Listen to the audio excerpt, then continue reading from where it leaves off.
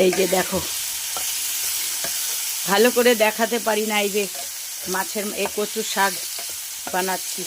এই যে মাছের মাথা মশলা টশলা দিয়ে দিয়েছি। কি করব, আঁশ নিরামিষের চক্করে না ভালো করে দেখাতে পারি না, বুঝলা। এই যে কচুর শাক, এই যে এটা মায়ের বাটি, তা আবার ভালো করে করতে। এই যে ওহ জল আছে এই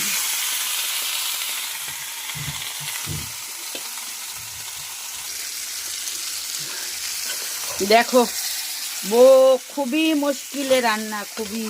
এই আঁশ নিরামিষ রান্না করার মানে একটু খাবার শখ হলে ইলিশ মাছের মাথা দিয়ে কচুর শাক খাওয়ার শখ, কিন্তু কি করব, আজকের করে তারপরে আবার কিছু কিছু আধুরা আধুরা দেখালাম, কোনো ব্যাপার নাই। মাছ ভাজাটা দেখাইনি। আর মশলা তো এই যে জিরা, কালো জিরা ফোড়ন, আদা জিরা বাটা দিয়ে ব্যাস। তো এই হলো, কাঁচা লঙ্কা ফোড়ন দিলাম আর সব দিলাম। আমাদের বাড়িতে খাওয়ার শখ করা মানেই খুব ঝামেলা, খুবই ঝামেলা। একা হাতে আঁশ নিরামিষ করে তারপরে আবার উনুনের, কেননা গ্যাস নাই, সিলিন্ডার ভরাতে হবে। সিলিন্ডার আসলে তারপরে, কেন এই জন্য। তবে দেখো, এই যে কচুর শাক, এই যে ইলিশ মাছের মাথা ধীরে ধীরে ভেঙে যাবে এর মধ্যে। এই যে ধীরে ধীরে নাড়তে নাড়তে ভেঙে যাবে। সব কিছু দিয়ে দিলাম, এবারে হতে থাক, আমি আমার কাজ করতে থাকি, তারপরে দেখাচ্ছি।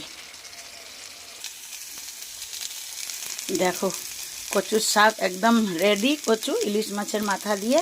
এবারে একটু দিব ভাজা জিরে। এই যে, কেননা কচু জিনিস রান্না করতে গেলেই একটু ভাজা জিরে দিতে হয়। কী করবো, খুবই অসুবিধা করে। এই যে একদম খুব সুন্দর হয়েছে, কিন্তু একটা মাথা দিয়েছি ওই জন্য ঘি দিব না। তো ফোড়ন দিয়েছিলাম কালো জিরা, কাঁচা লঙ্কা, আদা আর ধনের গুঁড়ো আর আদা বাটা দিয়েছি। আর এখন জিরাটা ভাজা দিয়ে দিলাম, ব্যাস একদম রেডি। দেখো গাইস, একদম কচুর শাক রেডি, ইলিশ মাছের মাথা দিয়ে কচুর শাকের ঘন্ট। আর কেমন লাগছে, এবারে ভালো করেই আসে না এখানে রোশনি ঠিক মতো। এই যে এবারে দেখো কেমন লাগছে। ভালো লাগলে একটু লাইক কমেন্ট করে দিবেন। আর একা করি, একা হাতে করি, বুঝতেই পারছেন কত